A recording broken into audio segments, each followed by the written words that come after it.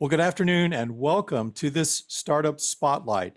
My name is Craig Fryer and I'm the COO at Fundify here in Austin, Texas.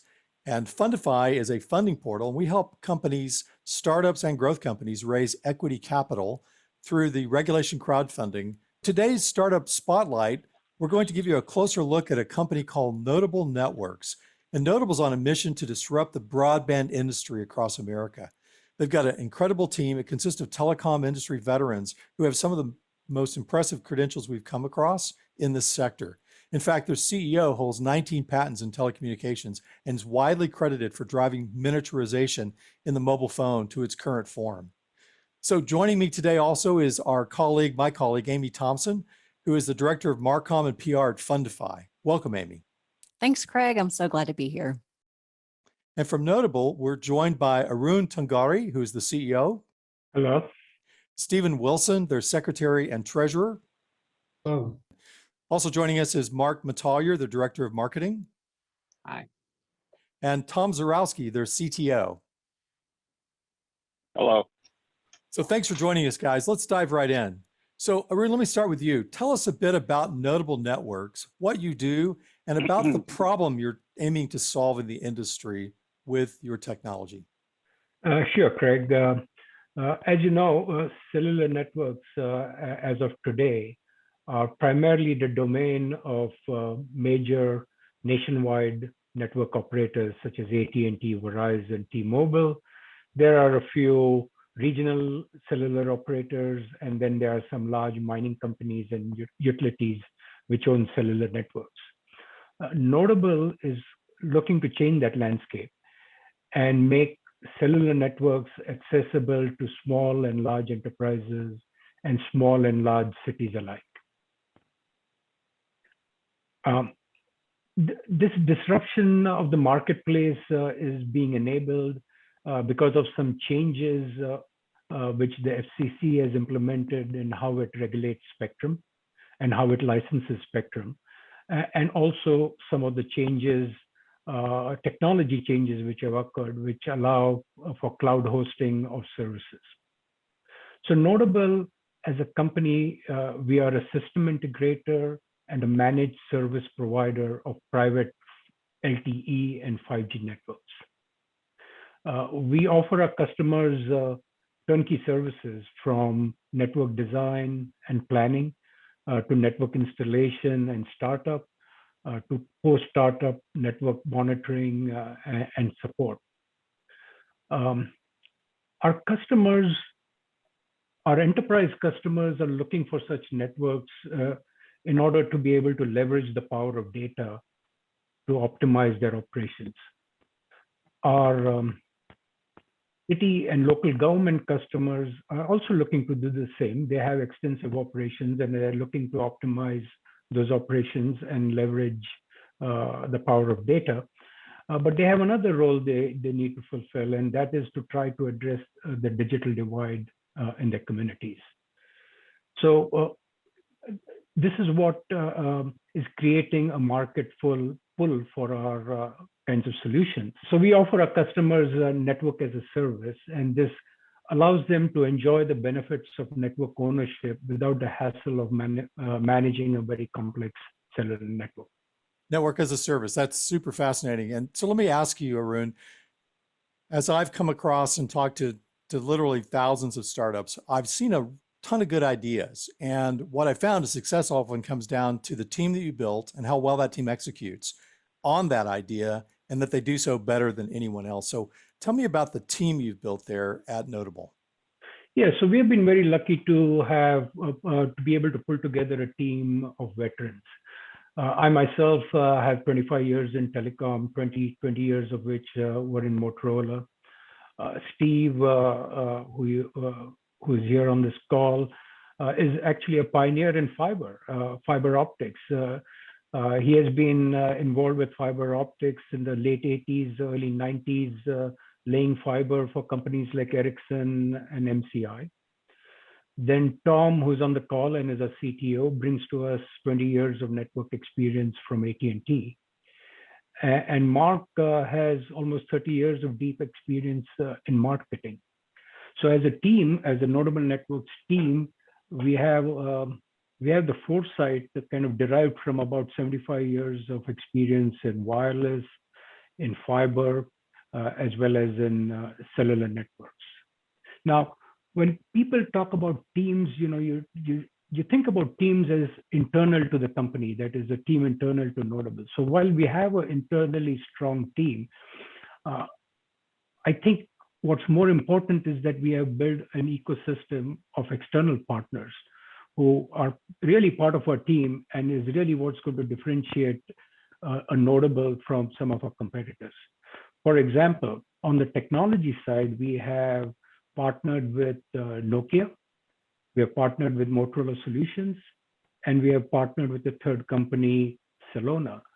These three companies, when we go to a customer and talk to a customer, when the customer understands that there is a Nokia or a Motorola, standing behind us, that brings a lot of heft to what we offer to the customers. In addition to these technology OEMs who we have partnered with, we've also developed go-to-market partnerships with some experts in various verticals. So the various verticals we are targeting, like the K-12 and higher education vertical and the local government verticals, we have dedicated go-to-market partners who have all the connections in these different verticals, who we consider part of our team. And the third component of our outside of Notable teams is our vendor partners. In telecommunications, a lot of the activities are actually outsourced. So when you talk about AT&T owning a cellular network, half that network might be actually operated for AT&T by someone else. It is built for AT&T by other parties. So we have developed an ecosystem of suppliers, people who can erect communication towers, who can climb those towers and install radio equipment on the towers, etc. So, that's the kind of team we have assembled, both using the internal expertise and the industry expertise. And that's why we think we're going to be successful. It sounds like a very strong team that you've assembled, Arun. And so one thing I would like to do real quickly is, since you mentioned components of your tech stack, I want to invite, and we're going to talk to several members of your team here in the next few minutes, but Tom Zaruski is your CTO. Tom, can you talk a little bit about the tech stack and how you, and actually started a little bit with your background, and how you have applied that background toward creating the tech stack there at Notable? My background is in RF engineering. I've been, involved in RF for 30 years, closing on 30 years. I've worked for all the vendors, not all the vendors, but AT&T and Verizon, and recently in the last 3 years have transitioned over to our Notable. And I have an extensive background in RF theory, RF design, RF performance, network and capacity planning, and all things RF in the cellular world. As you've heard earlier, we have aligned ourselves with 3 powerful wireless vendors, and that are private wireless providers, namely Motorola, Nokia, and Celona. Motorola and Nokia obviously are very well known in the wireless world. Celona is a newer up and coming Silicon Valley startup, and they have a vast knowledge and expertise in IT.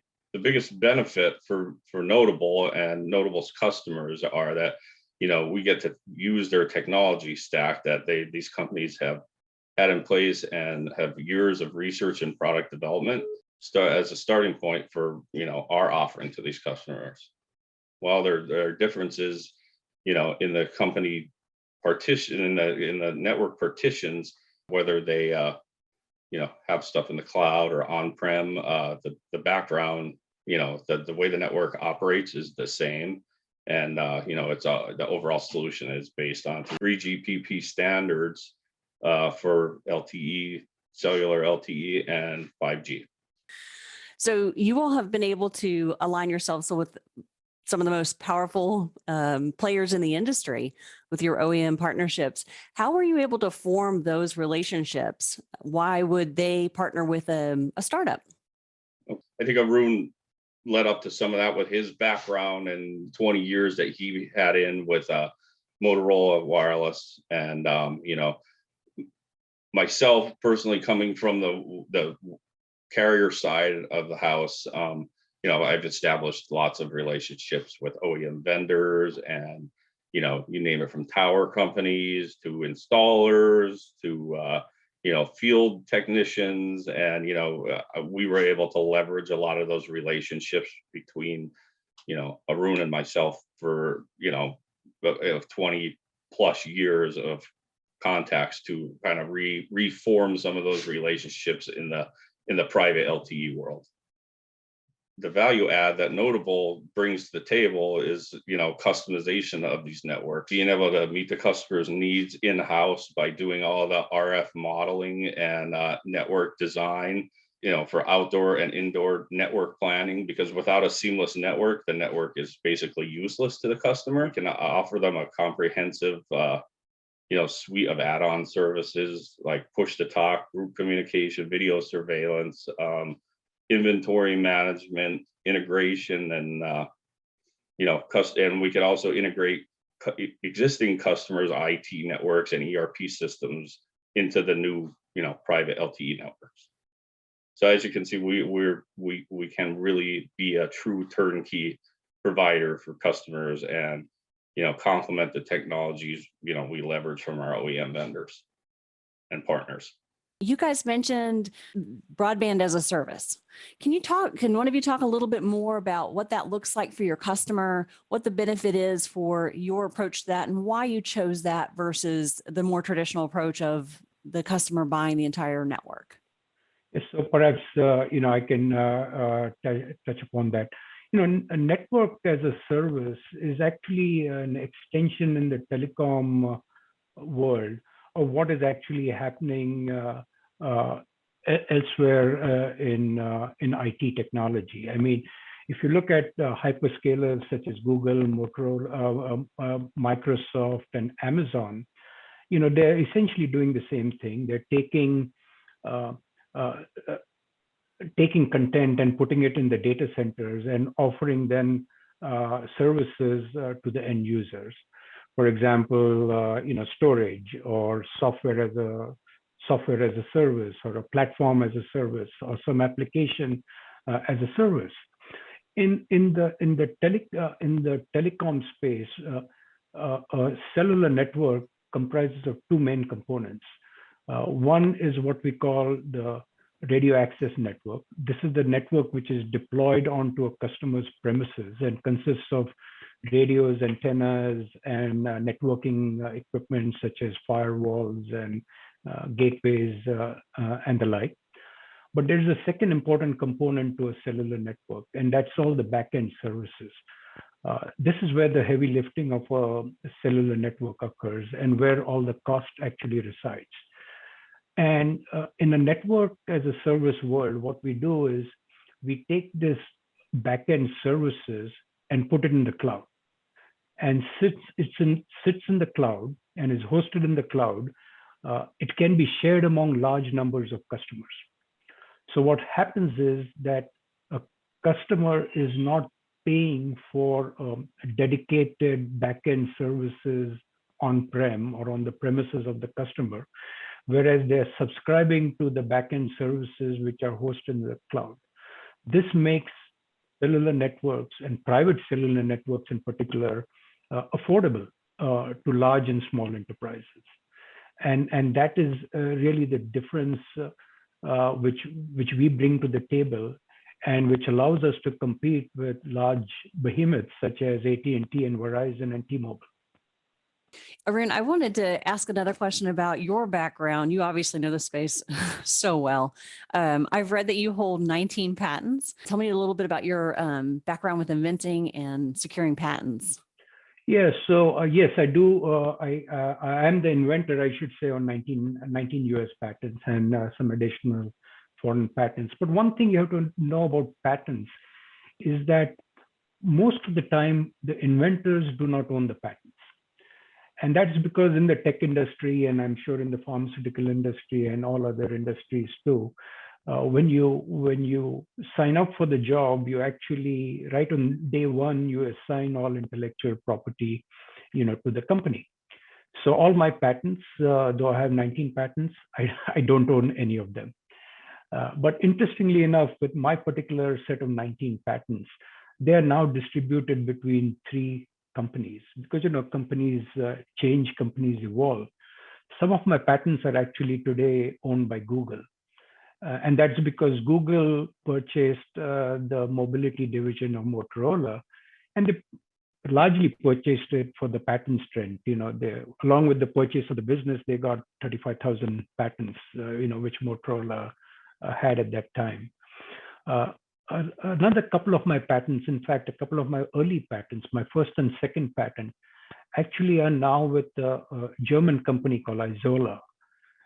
And then there are certain patents kind of which reside with Motorola. So one interesting tidbit about my very first patent, which is owned by this German company Isola, is that it was actually used in an ITC dispute to bring an ITC injunction against a Taiwanese manufacturer who was actually infringing on that patent. So, that shows how valuable patents can be. A single patent can actually disrupt someone's entry into a market. So, we understand the value of patents. At NODABL, we want to be innovators. We currently don't have any patents, but we are closest to the customer. And most of the time, the inventing occurs when you understand what the customer's needs and wants are. And you come up with an idea to fulfill that need. So we are going to be heavily focused on innovation as a company. We're going to be bringing different technologies together, and when you bring different technologies together, there's again opportunities for patentable innovations, and certainly securing patents and improving our intellectual property position, in spite of the fact that we are working with some significant powerhouses like Nokia and Motorola, is what we intend to do as a company. That's great, Arun. And I know that once you develop the ability and skill to find patentable types of innovation, that's something that persists, and you can take it forward with you into your current innovation. So one of the things we talk about at Fundify is investors often have a set of criteria or filters that they have to decide what to invest in. And so we characterize that at Fundify as the 5 T's. First and foremost, it's about the team, then the technology, the total available market, traction, and timeline. And if all those check out, then investors will take a look at the 6th T, which is terms of the investment. So I want to turn the next few moments to the total available market and hear from Steve and Mark about the market outlook. How big is the market, and what is your component of the market that you're trying to differentiate and carve out for yourself? Well, thank you, Greg. I'll take a first stab at this. As we talked about a network as a service, fairly new to the industry, but just great growth potential. We can take and create either wide area networks that would include entire counties, entire cities, all the way down to just a few acres of a manufacturing facility. And just huge potential here, as you can imagine, especially with the concerns of security these days, and having that secure private network that also has the ability to go into a larger network. The growth potential here is huge. Probably 17% growth is estimated over the next several years, year on year, all the way through 2027. So we're focusing on the K-12 market and higher education, and as well as tribal governments and local governments as well, and even into manufacturing. COVID-19 was a big challenge and continues to be a challenge with us. And school districts are really working on that. And there's like I think it's 16,700 school districts in the US. So it's a big issue. And we have projected that even if we just had 0.5% or 1 out of 200 of those school districts, it opens an opportunity for us between 80 to 100 school districts over the next 3 years. And with that, we're looking at opportunity of around $2 million per school district in revenue. So 80 to $100 million. That's great. That's great. Thanks for that, Steve. And Mark, do you want to add some additional thoughts to this with regards to the digital transformation opportunity that is represented for broadband, and anything else that you want to add? Absolutely. The local government market for Notable is really big. And we're targeting tier 3 and tier 4 cities with the populations of between 10,000 and 50,000 for community broadband networks and smart city networks. And in the US, there are 2,300 cities that have population between 10,000 and 50,000. That's a lot. And that represents a serviceable market for Notable in this vertical. At a modest estimate of 3% market capture, Notable has an opportunity to deploy around 70 networks throughout the country over the next 3 years. At an average CapEx of $3 million per deployment, this vertical represents an opportunity of about $210 million over the next 3 years. So that's pretty good.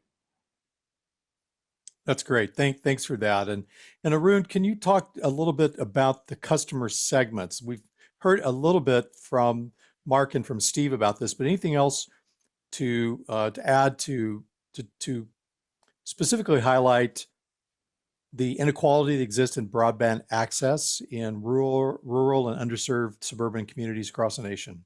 Thoughts on that? Our solutions fall into two spaces, as Steve had mentioned earlier. You know, we do campus scale networks and then city and county scale wide area networks. The big problem, broadband, as everyone knows, is the lifeblood of the modern economy, and the COVID-19 pandemic kind of unceremoniously highlighted the digital divide which exists in America today.